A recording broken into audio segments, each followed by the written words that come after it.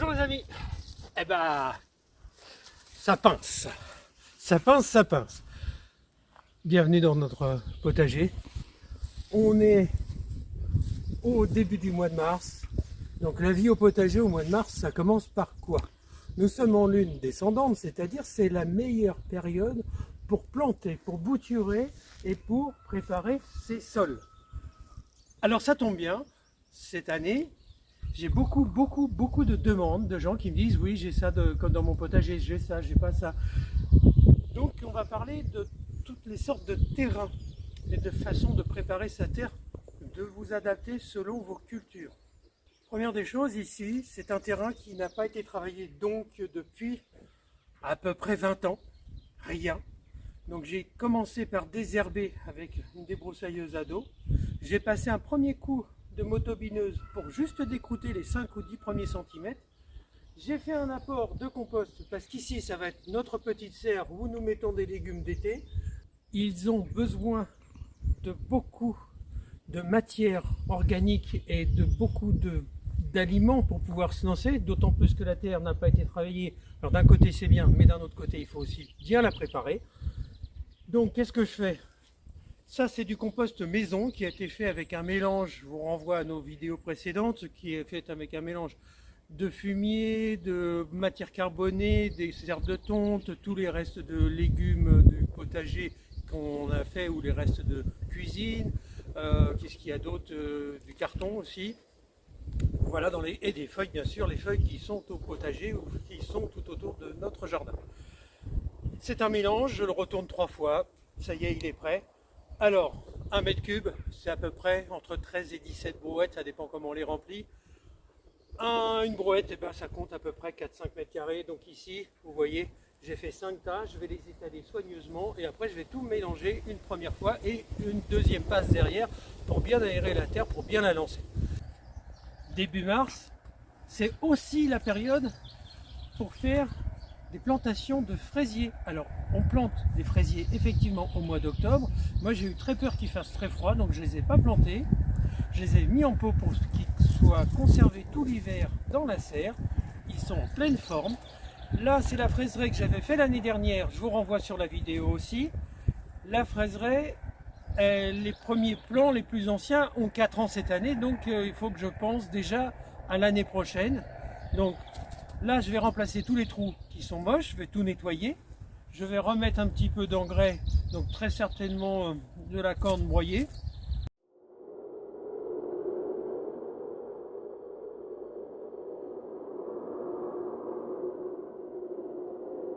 Et puis je prépare donc mon année prochaine, c'est-à-dire que je parle déjà de 2024. Alors qu'est-ce que j'ai fait ici? C'est un terrain où j'avais des endives, je l'avais déjà bien amendé, c'est un terrain qui est bien riche. Je balance de la cendre pour le potassium, je mets du compost pour la matière organique. Ici ça va être bien préparé, je vais planter ma nouvelle fraiseraie. Alors ça donnera peut-être pas grand chose cette année, mais ce sera prêt pour l'année prochaine. Et l'année prochaine, la fraiseraie qui est là, je vais la déplacer. Une fois que vous avez terminé avec des fraises au bout de 4 ans, il ne faut rien planter, il faut laisser une année tranquille. Il faut que le terrain soit propre, vous mettez des fleurs ou vous mettez des engrais verts. Un autre souci que vous pouvez rencontrer avec un terrain, donc ici nous sommes sur un fond avec de l'argile qui n'est pas très profond.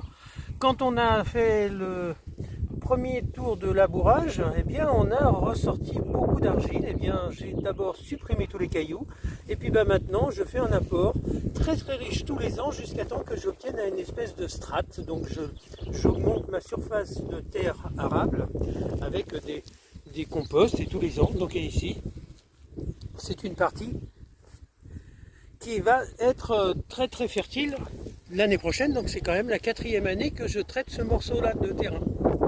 Autre forme de terrain, c'est ici où on va planter les pommes de terre. Donc les pommes de terre, ça n'a pas besoin d'un gros amendement, voire faut pas trop en mettre non plus. Ça craint surtout l'humidité. Donc ici, cette partie-là, l'année dernière, c'était les choux, les haricots verts. Donc on avait ramené beaucoup de matière organique pour les choux et les haricots verts, on les a laissés pourrir sur place, ils ont dégagé de l'azote. Ce morceau de terrain-là, j'aurais juste à le labourer et hop, je mets directement mes pommes de terre. Cette partie-ci, encore une autre façon de voir le terrain, c'est la partie où il y avait les pommes de terre l'année dernière. Donc on commence toujours en rotation de culture, jamais au même endroit, les pommes de terre tous les 4 ans. Ici, j'ai mis des engrais verts. Les engrais verts, j'ai attendu qu'ils montent juste au moment des fleurs, puisque c'était de la moutarde. J'ai tout rasé avec mon rotophile, donc ma tondeuse à dos, et puis j'ai laissé pourrir toutes les herbes. Là, le terrain est déjà prêt pour avoir une culture, donc ici, il n'y a rien à faire. L'engrais vert a satisfait tous les besoins. De l'autre côté, c'est aussi de la pomme de terre. Et maintenant, on va parler des prochaines cultures. Après la fraise, eh bien, il y a les oignons et les échalotes. Et là, je vous montre ce qu'on est en train de faire. Il y a un petit peu de boulot. Là, c'est le carré, vous voyez derrière moi, où tout a été motobiné soigneusement déjà sur 2 passages. J'ai fait à peu près une quinzaine de centimètres pour que la terre soit bien souple. Il ne faut pas mettre de matière organique, pas de compost aux endroits où vous allez mettre les oignons, l'ail, l'échalote. Il ne faut pas. Pourquoi? Parce que vous allez ramener des pucerons, ça va ramener des maladies. Vous l'avez compris, il faut que le terrain soit bien assoupli sur une quinzaine de centimètres. Ça permet un meilleur drainage. Ou alors si vous avez une terre qui est très humide, pour éviter que vos légumes viennent à pourrir, vous travaillez sur butte, comme on l'a fait pour l'ail qui est derrière. Le trop d'eau, ça amène de la pourriture. Et la pourriture, forcément, vous ramène aussi plein d'insectes. Donc vous avez la solution de travailler sur butte ou de préparer votre terrain suffisamment en profondeur. Pour avoir une bonne terre et avoir 4 éléments qui permettent d'avoir une très bonne terre, eh bien, qu'est-ce qu'il faut? Vous pouvez ramener de l'azote et du magnésium avec de la corne broyée, c'est une très bonne solution. Vous faites votre compost. Le compost, c'est la matière organique que l'on prépare, comme on en a déjà parlé il y a quelques secondes. Et puis, il y a la cendre de bois, du bois non traité, du bois naturel, du bois qui va vous ramener le potassium. Et ce potassium, eh bien, ça va vous donner des beaux légumes. Alors, résultat, vous allez avoir, avec ces 4 éléments, vous allez avoir des légumes qui sont de toute beauté. Pour ce qui est de l'ail, je lui mets directement de la cendre de bois. J'ai fait ça, donc ça, ils ont été plantés il y a 1 mois et demi. Je viens de mettre de la cendre de bois. J'ai conservé les petits cailleux et puis toutes les feuilles. Je vais faire un purin avec.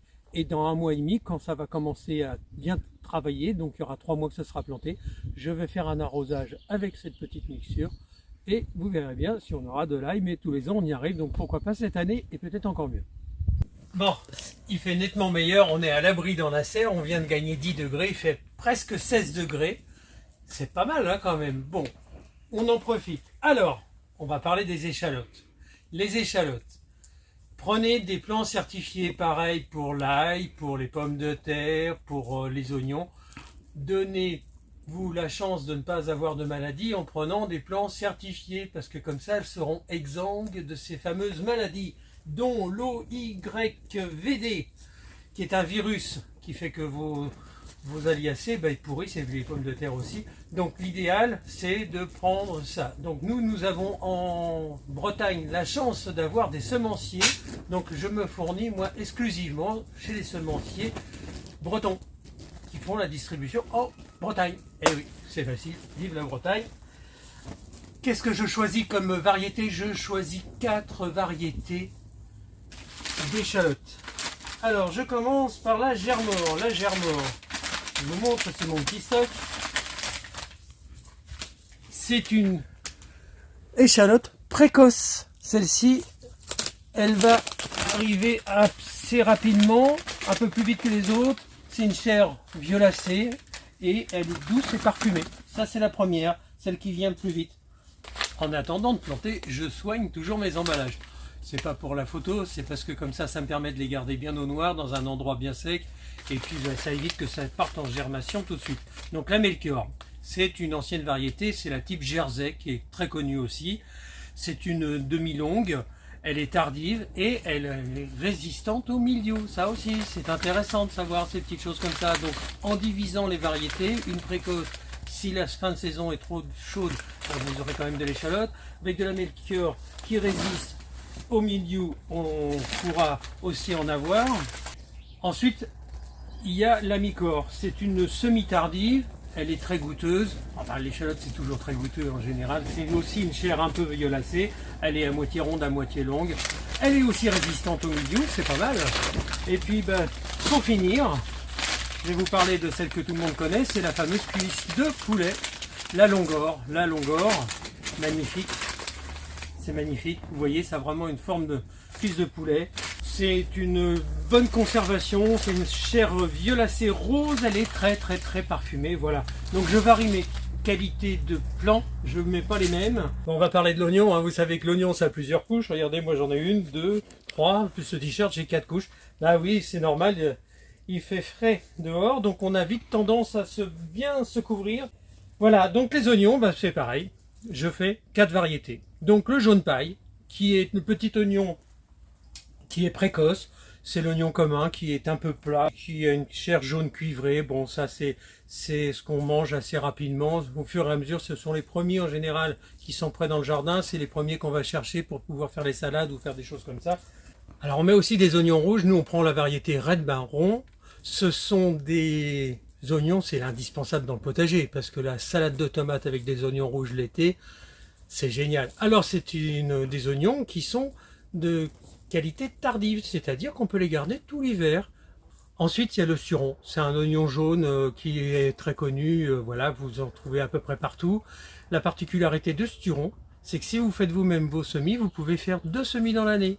Donc cette période de février et la période du mois de septembre pour avoir des oignons parce que ça pousse toute l'année. Et puis le cocorico breton, bien sûr, je finis toujours par celui-là.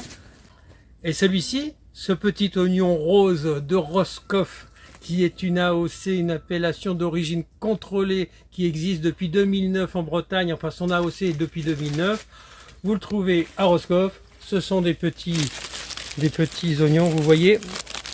Ça y est, ils demandent qu'à pousser. Ils se plaisent, ils sont chez eux, ils ont envie d'y aller. Hein. On va pas tarder. Voilà les amis, je vous ai fait un tour complet de cette première quinzaine du mois de mars. La lune va tourner, donc à partir du 15 mars, on va repartir dans une série de semis. Donc j'en reviendrai là-dessus sur ce sujet-là. Là, c'est la période de plantation. On est en lune descendante. Donc tout ça, ça a besoin de rentrer dans la terre. C'est ce qu'on fait. Je vous souhaite beaucoup de courage, beaucoup de travail au potager, beaucoup de plantation et à très bientôt.